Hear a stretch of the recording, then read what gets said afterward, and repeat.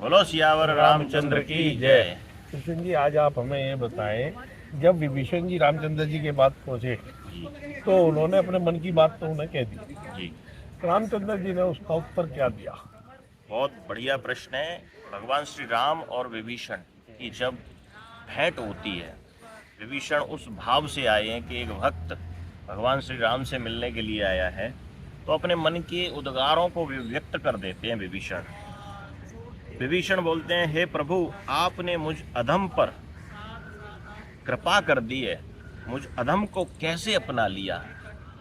क्योंकि मैं तो हर प्रकार से अपने आप को वो नीच बताते हैं, मैं हर प्रकार से अधम हूँ, नीच हूँ। श्री राम जी कहते हैं कि देखो विभीषण, सुनो सखा निज कहो स्वभाव, जान भुसुंड सम्भु गिर जाऊ। वो कहते हैं, जो नर होय चराचर द्रोही, आवे सभय शरण तक मोही। वो कहते हैं कि हे विभीषण सुनो, अपना स्वभाव मैं बताता हूँ। इस स्वभाव को स्वयं काकभुषुंडी जी भी जानते हैं, स्वयं शंभु भगवान शंकर और माता पार्वती भी जानते हैं। जो नर होय चराचर द्रोही, अगर संपूर्ण ब्रह्मांड का द्रोही भी हो जाए अगर कोई व्यक्ति, तो आवे सभय शरण तक मोई, मेरी शरण में वह आकर निर्भय हो जाता है। भगवान श्री राम कह रहे हैं। भगवान श्री राम आगे कहते हैं, तज मद मोह कपट छल नाना, करऊं सद्य ते साधु समाना। जो व्यक्ति छल कपट को त्याग कर मेरी शरण में आ जाता है, मैं उसे साधु के समान कर देता हूं।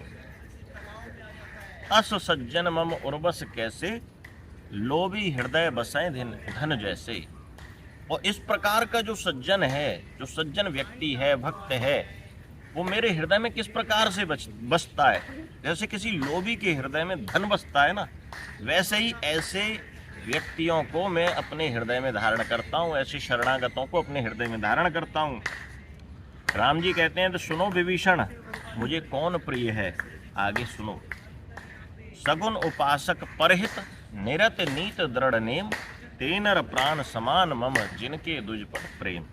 जो सगुण ब्रह्म के उपासक हैं, जो नीति पर चलने वाले हैं, दृढ़ रहने वाले हैं, वे नर मुझे प्राणों के समान प्रिय हैं। और जिनके हृदय में ब्राह्मणों के चरणों के प्रति श्रद्धा होती है, ऐसे नरों को, ऐसे भक्तों को मैं अपने हृदय में रखता हूँ।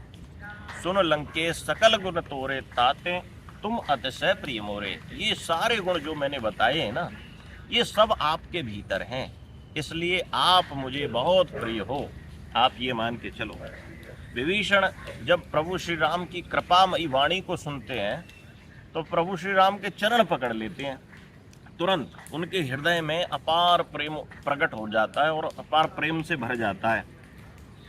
विभीषण कहते हैं कि देखो भगवान, थोड़ी बहुत वासना अगर मेरे हृदय में बसी भी थी ना, वो आपके इस करुणामयी वचनों से वो सारी चली गई। और मेरी वासना क्या थी, मेरी कामना क्या थी कि मैं लंका का राजा बनूं, ऐसी भावना लेकर मैं आया था आपके। लेकिन अब ये भावना भी आपके दर्शन मात्र से चली गई, आपके प्रेममयी वचनों को सुनकर ये सब भावना चली गई। अब कृपाल निज भगत पावनी, देव सदा शिव मन भावनी। और अब वो कह रहे हैं विभीषण के देखो, अब भगवान, अब मुझे कुछ नहीं चाहिए, अब मुझे केवल वो भक्ति चाहिए जो भगवान शंकर को प्रिय है। आपके चरणों की भक्ति, जो निरंतर भगवान शंकर जिनका ध्यान करते हैं, वो भक्ति अब मुझे दीजिए। प्रभु, मैं अब तक जो इच्छा लेकर आया था, वो इच्छा को मैं अब पूर्ण नहीं करना चाहता, अब मुझे केवल और केवल आपके चरणों की भक्ति चाहिए। भगवान ने कहा कि देखो, भले तुम्हारी कोई इच्छा नहीं रही, लेकिन मैं अंतर्यामी हूँ। मैं भक्तों के, अपने शरणागत आने वाले लोगों के हृदय को जान लेता हूँ। जिस कामना को लेकर तुम मेरे पास आए थे, वह कामना मैं अवश्य पूर्ण करूँगा। इसलिए मैंने तुम्हें लंकेश कहा आते ही। जैसे ही तुम सामने से आए थे, मैंने तुम्हें लंकेश नाम से संबोधित किया। तो इसलिए भगवान कहते हैं कि देखो, अब तुम्हारा मैं राज तिलक करूँगा। और जैसे ही भगवान विभीषण के राज तिलक करने का संकल्प लिया, तुरंत देवताओं ने ऊपर से पुष्प वर्षा करने लगे। जो संपत्ति शिव राव ने दीन दिए दसमात, सोई संपदा विभीषण है सकुच दीन रघुनाथ।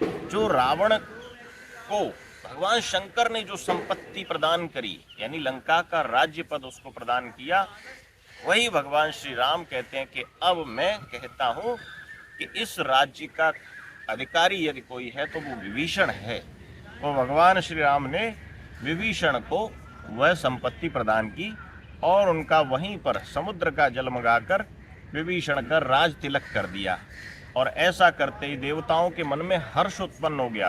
देवताओं को लगा कि अब राजा ये तभी बन सकते हैं जब रावण का विनाश होगा। अब प्रभु श्री राम रावण का विनाश करने के लिए जा रहे हैं, इसलिए उन्होंने ऊपर से पुष्प वर्षा की है।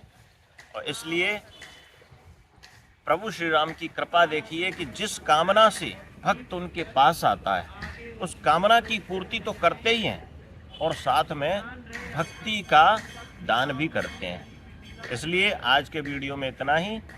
एक बार जोर से बोलेंगे सियावर रामचंद्र की जय।